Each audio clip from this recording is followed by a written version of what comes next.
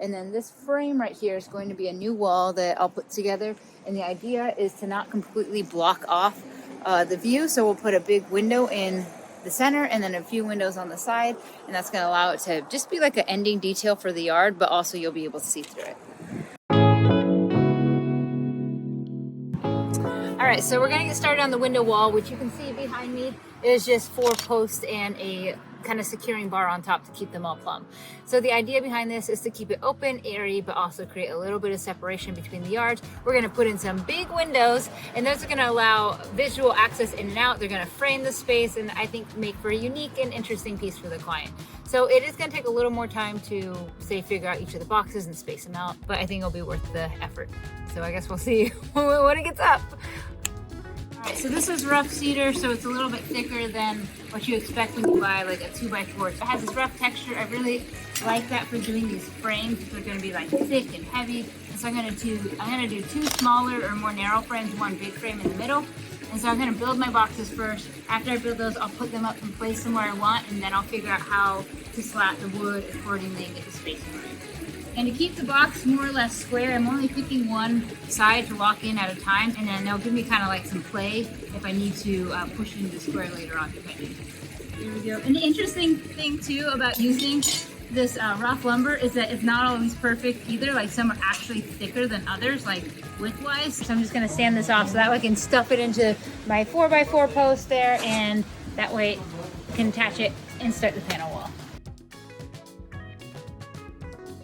All right, so I'm on the job site a little late today, and the homeowners fed me this amazing Japanese curry. It was so good. All right, so now I gotta finish this wall. I'm definitely not finishing it today. I'm going with 3/4 inch spacing. I'm gonna have a various pattern go on this wall. And so I'm just gonna try and make it simple for me so I can stain and put it up. Okay, I went ahead and planed down at least one side of the boards. That's what's going to be facing out. And then I'm using the russet stain that we're using on the other fence. I love these little stain brushes. They used to be like $1. Now they're like $3.20, which is crazy. I'm just trying to keep like an even amount of stain. I don't want it to be dripping off too much, but I want it to be moist enough that I can just push it around. I'm staining in the shade. It's cool out today, which is helpful. If I was in the sun and it was hot, the moment this like puts down, it can start drying in. You want to push it around quickly. You don't want to let it sit anywhere. You want to feather it out as you go along. This is a big deal because if you just leave it blunt, it literally like starts absorbing in the second you put it down at an uneven rate. Now, Western red cedar doesn't really have to be protected, but by adding a stain, you are like a semi-transparent stain is adding a form of protection, a protective layer on the outside, which will help it last a little bit longer. But if you don't want to, you can keep cedar outside and it will be fine. It'll gray out though. Window wall coming up. So I am super close to being done. I'm really hoping to finish in 1 hour. I don't think that's gonna happen, but I'm sure gonna try because I have a trip to Mexico coming up.